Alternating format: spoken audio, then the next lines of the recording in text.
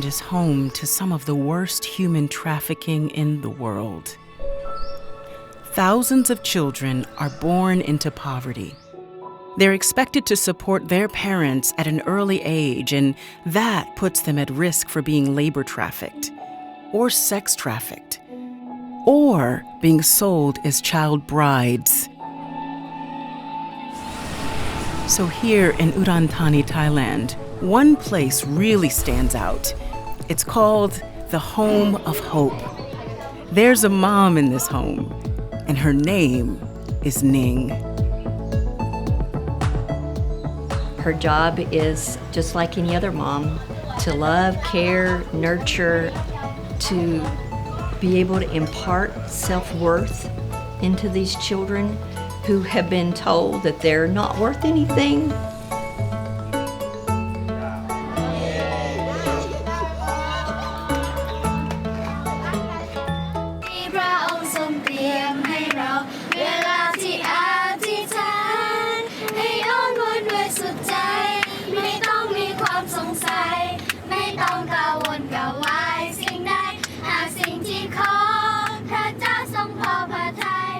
Ning is uniquely qualified for this particular opportunity to be mom to these girls. She can relate to them in every way, and she desires in her heart for these children to not go through what she went through.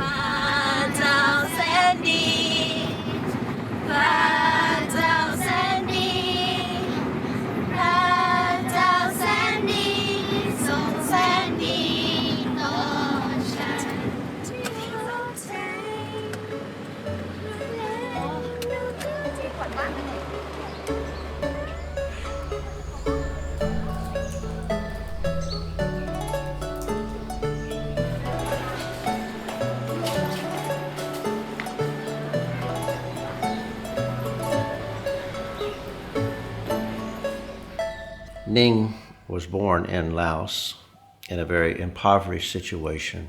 And so in her home, with an angry, wounded, alcoholic father, she experienced a tremendous amount of abuse. Her father would get a knife, and at one time he did stab her mother, and she observed this. And when Ning tried to intervene, he would say, you kicked her, and you get away or I'll kill you too. For a time, school provided Ning with a break from the pain at home. But then she entered 5th grade. Her teacher was highly respected in the community, and he was also her uncle. He began to touch her, to abuse her physically and sexually. He tried to touch me, rape me. He told everyone when we finished the classroom, and he told every student, go out. And I need to talk with my need, he said. And I cannot say nothing. Her soul would go numb, and she just wouldn't allow herself to feel what was happening, and whatever would happen would just happen. Because they don't believe what I'm gonna tell them. They're gonna believe the teacher, they're gonna believe the uncle. And every finish the classroom, I'm so nervous, and I cannot tell no one. If they had believed her, she would have been told to be quiet. If this came out, then her family would have been shamed, and the uncle would have been covered. Ning was a good student, but her teacher failed her, so she'd have to stay in his class another year. And that way, the abuse could continue. She never ended up getting past the 5th grade. When I see the girl have a night home and see them wear the uniform or have car to take them to go to school, I say, God, thank you.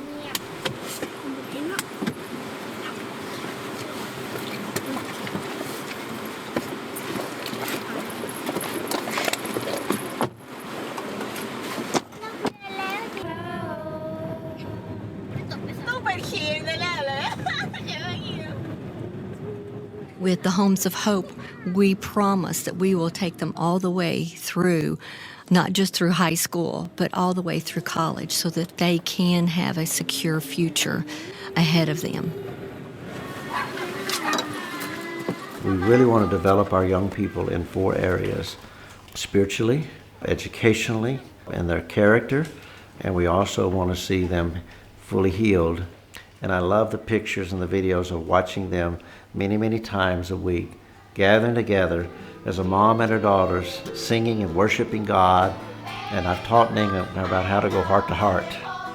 And with Ning is learning to open up her heart to God and to others. She's teaching the girls to do that. Sometimes it's just joy and thanksgiving. Sometimes hurt and pain coming out.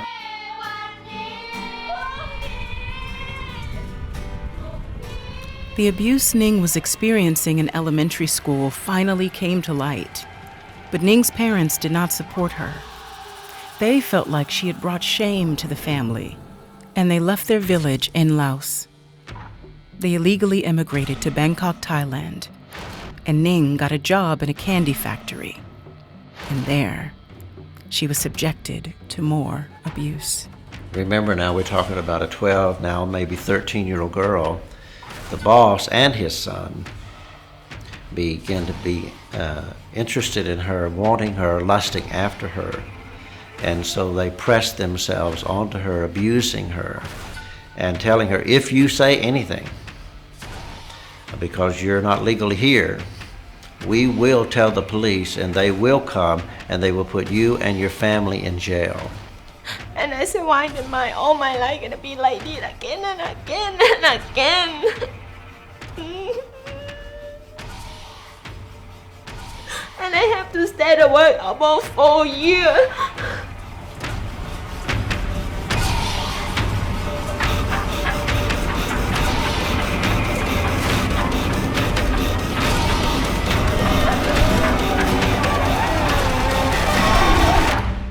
After 4 years, Ning finally spoke up about the abuse.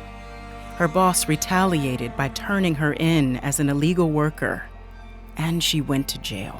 Her parents paid a fine of about 100 days' wages, and the family went back to Laos.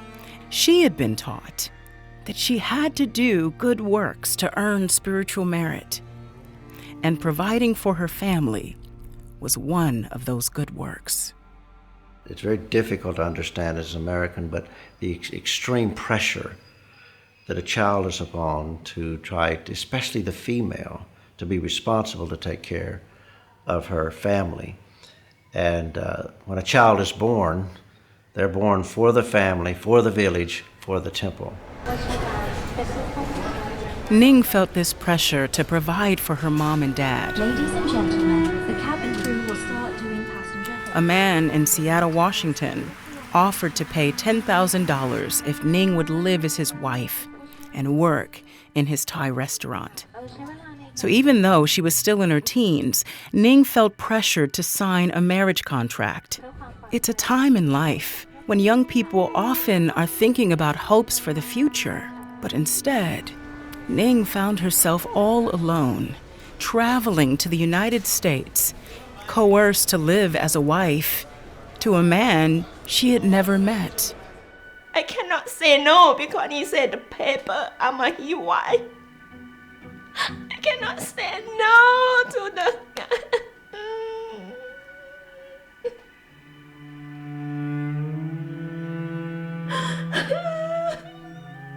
When we talk about human trafficking, this can be what it looks like. Al Henson has met far too many people in similar situations in various parts of the world. They feel alone, slowly dying inside. And I've looked into their eyes, and it's as if they're hollow, as if there's no soul there, and yet there is.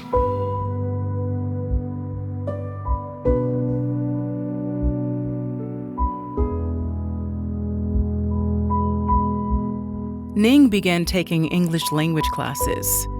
The teacher could tell something was wrong. The person in that English class was a Christian woman, And slowly Ning began to trust her, and ultimately Ning began to share her heart. And then through that, Ning began to get the courage to say no, and she began to speak with one of our Compassion and Hope partner pastors in Thailand, and we worked with them and through them and the teacher to orchestrate her exit out of the United States, flying from Bangkok to Udon Thani.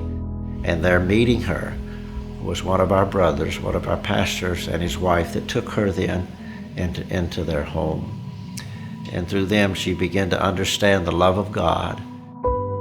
Ning realized she didn't have to earn favor through her good works, and she came to faith in Jesus.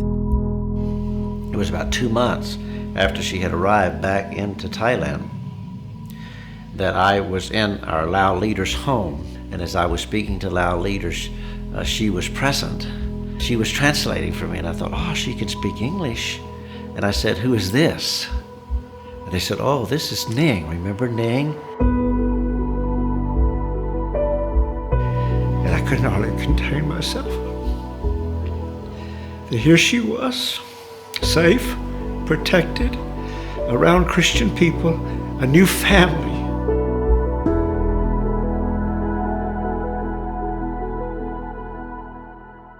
I began to ask her, Ning, what would you like to do? What's your dreams?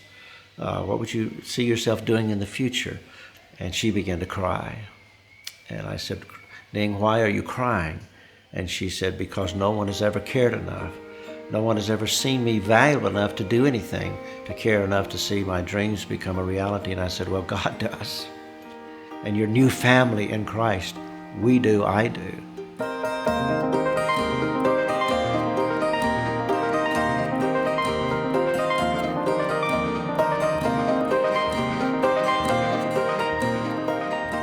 And she said, I want to have a home of hope. I want to rescue girls so they won't have to go through what I've gone through.